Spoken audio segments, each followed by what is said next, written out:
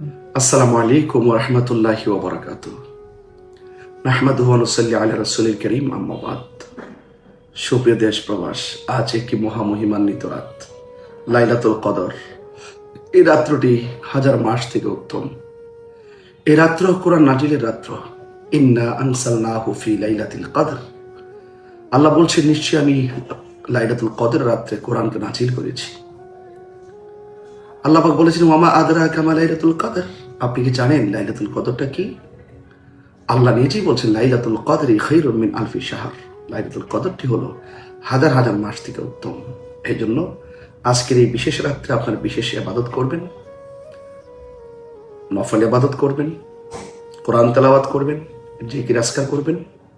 এবং এই রাত্রে আল্লাহ পাকের হাবিব সাল্লাল্লাহু আলাইহি সাল্লাম আয়েশা সিদ্দিকাকে একটি দোয়া শিখিয়ে দিয়েছেন, আল্লাহুম্মা ইন্নাকা আফুবুন তুহিব্বুল আফওয়া ফাফু আন্নি ইয়া গাফুর ইয়া গাফুর। আর বিশেষত এই রমজান মাসে যখন লাইলাতুল কদর আসতেন, তখন ইজা দাখালাল আশরু শাদ্দা মিজারাহু।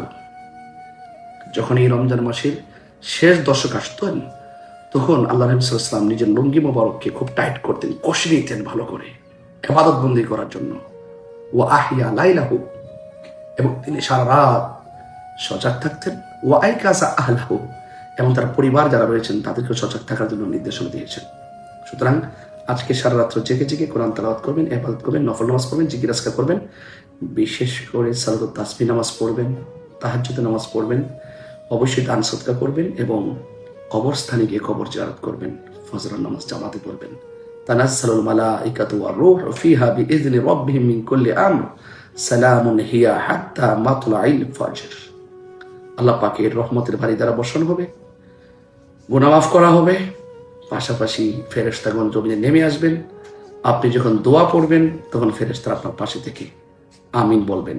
আল্লাহ পাক আমাদেরকে এই মহিমান্বিত রজনীতে ইবাদতের মাধ্যমে কবুল করুক, আমিন। আসসালামু আলাইকুম ওয়া রাহমাতুল্লাহি ওয়া বারাকাতুহু। আসসালামু আলাইকুম ওয়া রাহমাতুল্লাহি ওয়া বারাকাতুহু। নাহমাদুহু ওয়া নুসাল্লি আলা রাসূলিল কারীম, আম্মা বাদ। সুপ্রিয় দেশ প্রবাস, আজ একটি মহামহিমান্বিত রাত, লাইলাতুল কদর। এই রাত্রটি হাজার মাস থেকে উত্তম। এই রাত্র কোরআন নাজিলের রাত্র। ইন্না আনসালনাহু ফি লাইলাতিল কদর। আল্লাহ বলছেন, নিশ্চয়ই আমি লাইলাতুল কদর রাত্রে কোরআনকে নাজিল করেছি। আল্লাহ পাক বলেছেন, ওয়ামা আদরাকা মা লাইলাতুল কদর। আপনি কি জানেন লাইলাতুল কদরটা কি? আল্লাহ নিজেই বলছেন, লাইলাতুল কদরি খায়রুম মিন আলফি শাহর। লাইলাতুল কদরটি হলো হাজার হাজার মাস থেকে উত্তম। এই জন্য আজকের এই বিশেষ রাত্রে আপনার বিশেষ ইবাদত করবেন, নফল ইবাদত করবেন, কোরআন তেলাওয়াত করবেন, জিকির আজকার করবেন।